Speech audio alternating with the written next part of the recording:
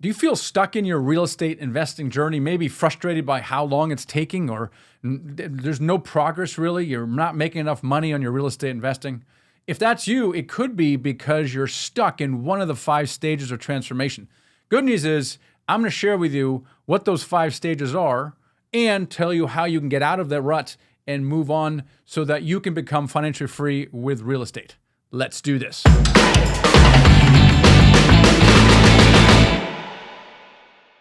Hey, Sudhir, how's it going? Welcome to the show. Welcome, Mike. Thank you so much. Thank you for All right, having so me. let's give a little background here before we dive in and maybe talk about some of the things that you're struggling with. Give us a little more background about yourself and what made you get started with this journey in apartment buildings. Initially, I'm in Tampa, Florida area for last 18 years. I'm doing mostly single family homes, around 6 or 7 on myself. They're producing me income, but not enough to replace any income or not. So then one of the friend, I started giving my 401k amount into another LLC as an LP.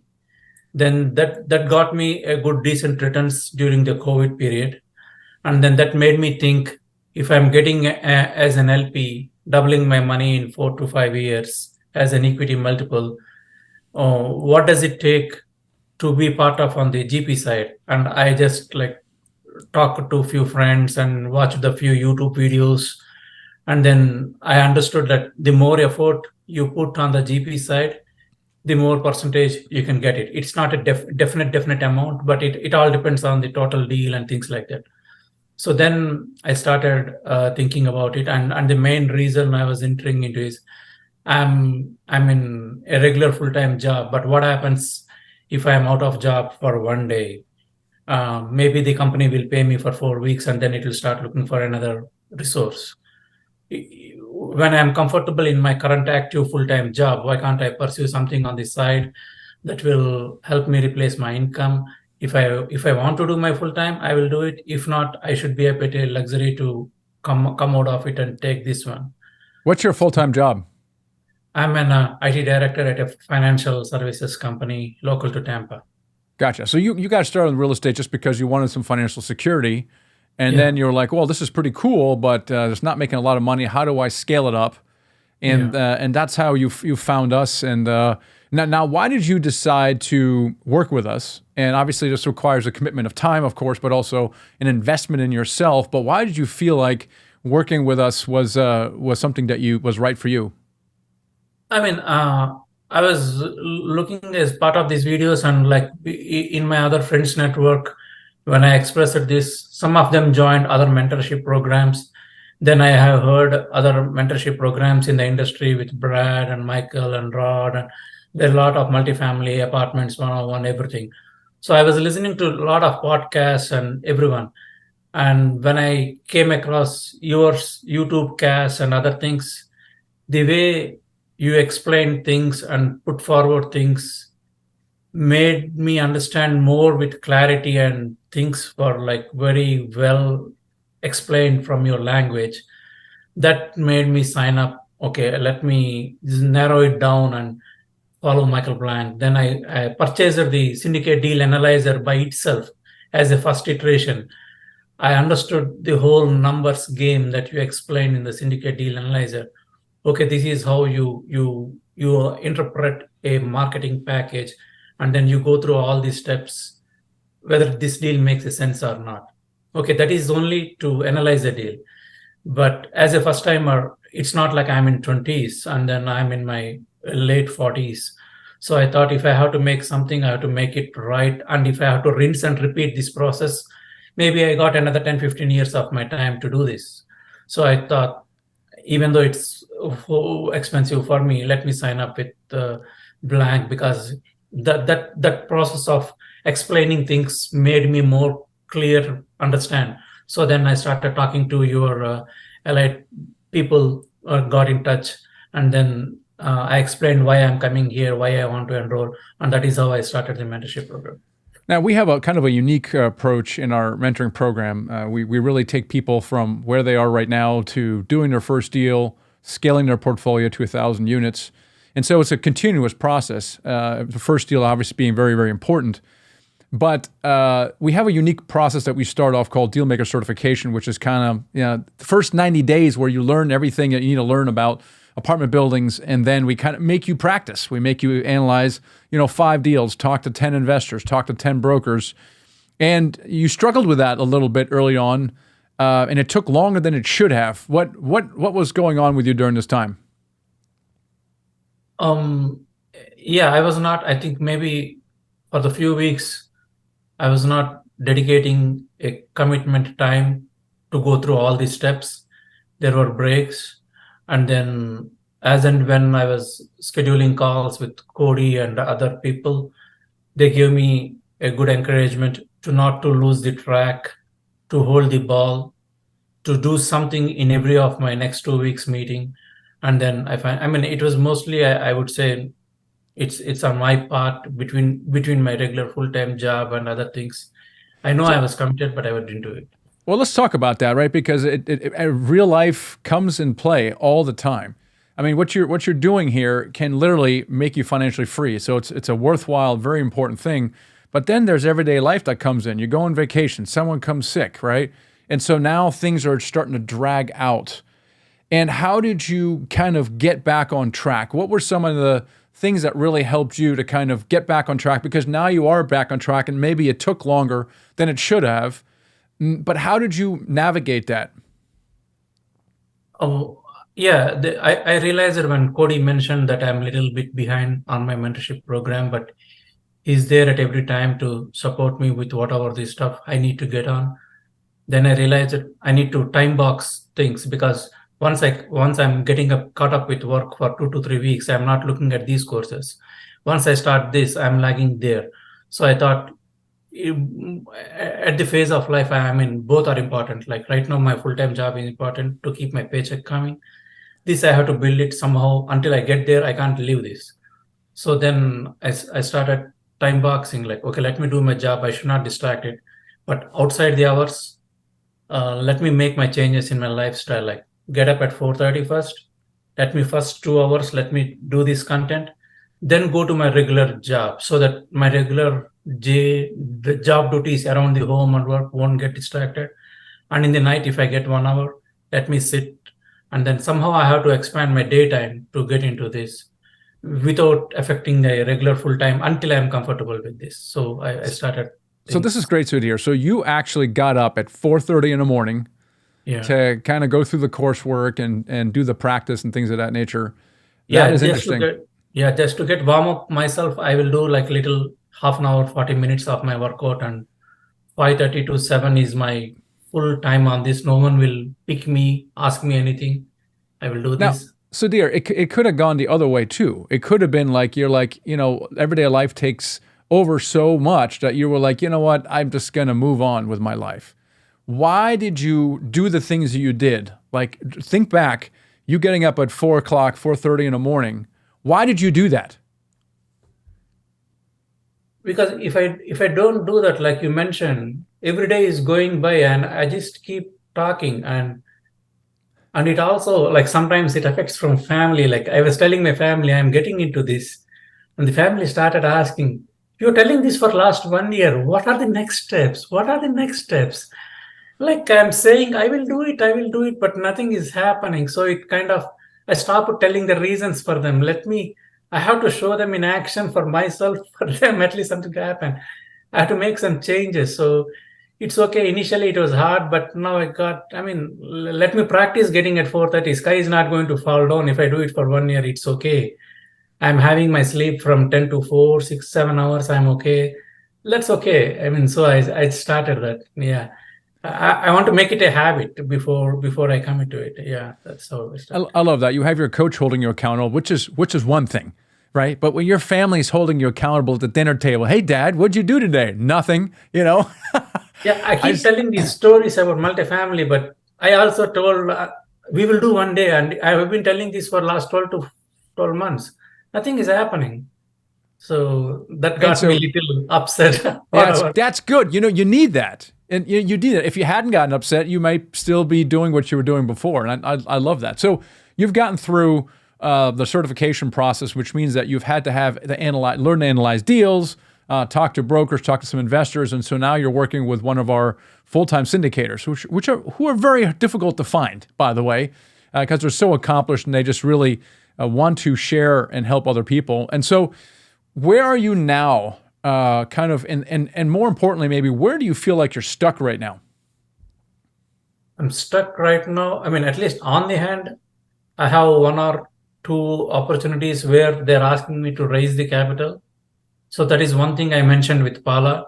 I will review with her the whole analysis, and if she finds it also that is worth going forward, then I asked her if we can request the Blanks group to raise capital for it. That is one thing that is actually I'm doing on a daily basis. The other things on the side is I'm trying to find new. I mean, my strong area I feel is I want to analyze deals, get through it. Even my wife, she is also very good at the financial analysis. She is like a senior program manager in one of the companies. So she works with like $40 million, $50 million projects on her work side. So she actually understands each part of the dollar, where it is going to, not allocated, what is it. So once we have a deal on hand, she told she can spend some of her time doing the whole deal analysis, and we have to get through this somehow. So that is where I'm right now, Mike. That's great. Is there anything I can help you with? One thing is I didn't partner with anyone right now. So I have to partner. I have to find a right partner, my companions who are in the same stage or who can work with me. And then I have to find more deals coming into my inbox to analyze it. These two are the gaps that I'm having right now. Well, let's talk about you pick your first one. What are you doing to solve each of these, or one of those? Pick your favorite one. What have you been doing to solve those problems? Finding deals.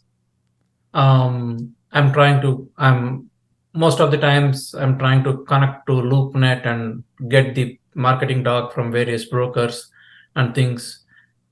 The other gap I see there is maybe I'm not networking enough with the brokers to let me know what are the deals out there, except that I'm looking online and trying to spend time finding opportunities. So I was thinking I have to somehow start calling brokers and first get into a relationship with few of them in my metro areas, and then I have to start the next step. That is one gap I see it. And the other thing what I mentioned is finding partners. Same thing, finding partners. I have to start talking to the people with the same vision. I have to go to the local meetups and things, who are actually doing what and who is strong in what areas, so that the areas that I am weak with, I want to start, can he partner with me and things like that. That is another gap I find I was thinking of myself. And obviously spend more time once I start networking on these gaps. Those are the things I'm thinking currently, Michael. Okay, yeah, that's good. Let's talk about the deal finding side right now. I think you're right. I think you identified that gap correctly. It is all about the relationship with those brokers. And the reason you get deals from LoopNet is so you can find who the brokers are. But once you know who the brokers are, you got to stop going to LoopNet. You got to do exactly what you just said. You got to start calling them, building a relationship. You get a feel for some of the brokers over the phone and email, how they communicate, what kind of deal volume they have. And then at that point, you want to try to drive or hop in a plane and meet them in person, take them to lunch or dinner or something like that. But that's where the gold is in the relationships. And the good news is, in any given market, there's not like hundreds of brokers. There's like literally, if there was more than a dozen, I'm shocked. It's still like, it's definitely the 80-20 rule. Like 20% of the brokers control 80% of the volume, so you're probably talking to a handful of brokers. And so figuring out who those people are and then investing in them, that's the key there. So you already identified that gap correctly. Any other thoughts on the broker side? No, I have to action it. I identified the gap. Thank you for the feedback. But then now I have to get to talk to them. That is the part I'm missing right now. I think I got to start doing that. Yeah. Okay. So what do you have to do next in that respect? In that respect, the various brokers that I find in LoopNet from various listings in the areas, metro cities like Tampa, Atlanta, Carolinas that I'm looking forward. I have to start calling them. If some deal doesn't work out, that's fine. But I have to keep in touch with them so that they remember my name on a day-to-day basis. If something comes up, they have to send me a text or they have to let me know this is there. Are you looking at interested? So that kind of interaction is not there right now with any of the broker, except that I am going on online and picking up, and it takes a few days for broker to respond to me because they get a lot of emails from a lot of people. So once I send a text, I want in the next 1 or 2 hours that guy sees it. Oh, this guy is actually interested. Let me send some details. At least that kind of is not established like we do at our workplaces. Like if I send a message to someone, they will immediately respond to me over a period of. On this side, this is not happening. So I thought maybe I had to do that. This is like a new job for me. So I had to do that. So that's where I love it. I love it. Okay. I think you've got a clear plan on that one. Now let's talk about on the partnering side. Why do you feel the need to partner? And so the second question is, when you answer why, what partner are you looking for? So why do you feel like you need a partner? What do you want that partner to do? Well, it's like what I'm thinking is, say if I get a deal and if I go through SDA and all through my chain and your network and Paula and everyone says yes, it's a good deal to get into. Then if I start looking for partners and people who can raise the capital, who can manage the property, who can coordinate the whole execution process, maybe 3 or 4 people that I want to partner and start doing things, then I'll fall in the same loop like I'm doing right now. It's not a single threaded, like it may be another few months before I get into the whole network. So while I'm talking with brokers and getting the deals, why not I open this thread and start partnering with people? I get to know whom I can work with. If there are some people, if I'm not able to comfortably work with, maybe I will go to another person. And the reason is, if I start talking to more people, I will get to know more. Maybe some have done already deals who are ready to include me in their thing. Or if they have made some mistakes, if I have a good friendship with them, they will tell, okay, once you get a deal, look for these areas where you will go a loss, pay special attention to that. So all those things I might start parallelly talking to people so that I can use it whenever I start deal analysis. Both things should be parallel is what I'm feeling, not like a one after the other sequence. Yeah, so I think you recognize it correctly, and that's what we teach is the capital raising, partnering at the same time as the deal finding. So what I'm hearing you say is you are tending more towards like the deal finding side of things, which is great. There's two major directions. One is kind of the deal finding, the other one is the capital raising. You probably swing more to the deal finding. I'd say probably the students we work with are about 50-50, which is good news because that means that there's someone out there who is actually more comfortable in raising capital because they don't really like numbers. They don't want to talk to brokers. They don't want to analyze deals, but they have great networks. They have great relationships. And so you're looking for someone like that. Just to be clear about what kind of partner you're looking for so you can recognize them. In other words, you're not finding another deal finder. Okay, what you're really looking for is you're looking for a capital raising partner to partner with. Now the two of you are coming together. Now that does not mean that you shouldn't know how to raise money. It doesn't mean you shouldn't raise any money. Right? Similarly, your capital raising partner, that does not mean that they don't need to know how to analyze deals. They have to know how to analyze deals so that they explain it to their investors, right? So it doesn't mean that they shouldn't be involved in the operations. But it does clarify who you're looking for. So now the question becomes, where are you going to find those people, Sudhir? Now you mentioned going to local meetups, and I think that's one place. It's not the greatest place. Exactly. What are some of the other ways that you can identify some of these capital raising partners? Right now, I don't have a straight answer on that. Answer, but I'm just following various Facebook groups for capital raising, Instagram groups. These are the things I'm trying to get connected through LinkedIn. We will raise capital, we will do this for you, we will do a webinar. So I'm just trying to network into more that kind of people and see if I find a person. So that's where I am right now. So you just started working with Paula. One of the things, and she's one of our full-time syndication mentors, is to leverage the network. that she has and that we have collectively, right? So you want to connect in our ecosystem. And anyone watching, listening to this, if you're in a mentoring program right now, we're in a different program. There's an ecosystem that's built in there, and there's students that are going through these things, various capabilities like you just talked about, people that have maybe graduated and done some deals. So there's an ecosystem, almost like an alumni club. And so you want to be connected with that. So you want to ask Paula to connect you maybe with other students who are raising capital. You want to use the online community that we have, the Dealmakers Mastermind, to connect with others. Hey, my name is Sudhir. I'm getting deal flow. I'm underwriting. Tell them what you've done. Hey, I'm working with a mentor. I'm underwriting 5 deals a week. I'm looking to make at least 2 to 3 offers per month, LOIs. I'm getting regular deal flow, talking to brokers. I'm really looking for a capital raiser who does X, Y, and Z. If you're interested in that, reach out to me. Let's set up a Zoom call. Right? So that's what you're looking for. And you want to go into your ecosystem first, which is the one you're in right now.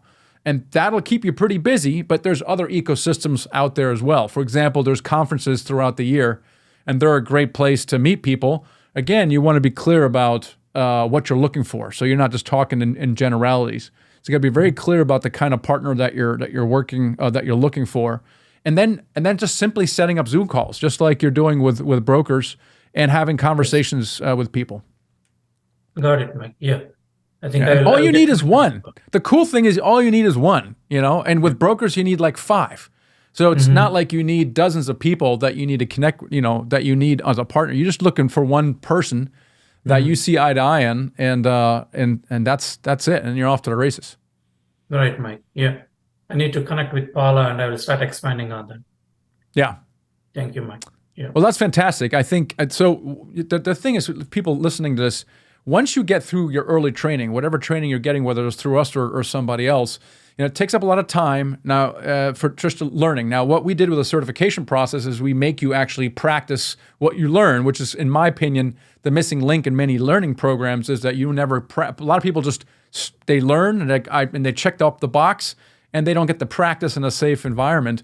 And that takes time, right? So you practicing in a safe environment takes time. And now, really all you're doing is 2 things, right? You're talking to brokers, making deals, like the deal stuff, and you're talking with capital sources. Those are going to be your investors or your partners. That's it.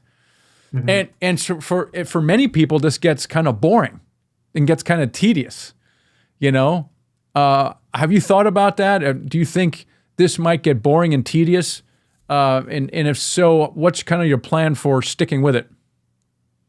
The boring of talking to brokers? Yeah. Because you're kind of doing the same thing now until something happens. You're talking to brokers, and you're talking to partners, and you're talking to investors. No, I mean, it's a mindset, Michael. I know it's boring to repeat the things, but it's okay if the other person is not accepting or is not ready to give the information I'm requesting. He's part of my network. Maybe one day he will, but just keep him in the network. Go to other XYZ person, go to other person. Because here the objective is not the boring part, or if the other person is giving or not. It's the objective here is what I am trying to get. Like you mentioned from the very beginning, mindset, just work patiently with no expectations from others. But if I have my mind clear, I want to get into this. Maybe this year is not a good time. Like a lot of people keep telling me, oh, you are into multifamily, interest rates are rising, this is rising, that is rising. That is part one of the problem, but that's not the entire problem. There may be an opportunities. Like you just have to keep looking. If you hear someone on the road, and if you hear for 10 days, and if that's a problem, and if you slow down, then you're going off the track again. Now I'm again off the track, but that is not the way it is. Like you mentioned many times, situation may be good and bad, but it's good for some people, bad for some people. So we are looking for a good. I believe I'm looking for opportunities. The interest rates going down is bad for some other group, not for me, because I'm not there in that 4 to 9% interest rate group. I didn't sign any GP deal right now. So if those comes, then I may be getting that opportunity. So why not I keep looking? So unless I put there, I don't know. That is what I'm thinking. Let us see. I'm patient enough, at least in this kind of thing. So I want to make it a habit to do it. And once I see my first numbers, until then, even I stop telling my family, I will do it. I said, I'm doing it. Give me a few more months time, and I just started working silently. That's all. For now, it's all quiet and calm. I love that. I love that you mentioned it's mindset. I like that you said that you're not looking for any kind of outcome. I think that's the right attitude, and that you said it's never going to get boring. And I just love that. So what I'm hearing you say is you're committed to the activity for as long as it takes, and if you keep working it long enough, you will get the outcome you seek. So I love that, Sudhir. Hey, thank you so much for being here and sharing your journey. I would love to reconnect with you in a year from now and see where you are. Thank you so much, Michael. Thank you for your time. Thank you so much. All right, hopefully that was helpful. You can identify if you're stuck in your real estate investing, you can kind of recognize what stage you're in and maybe what you need to do to get out of that stage into the next stage as well. Now, if you want to find out more about investing apartments, it's actually much easier than you think it might be. I want you to watch my masterclass. It's called Apartments 101. And it gives you an introduction into apartments, why they're so good, why they're better than single family house investing, and more importantly, how you can get started even if you have no experience, you don't have a bunch of money in the bank, how you can break into this game and literally within 6 to 18 months, become financially free with real estate. Check it out. It's apartments101.co. Catch you later.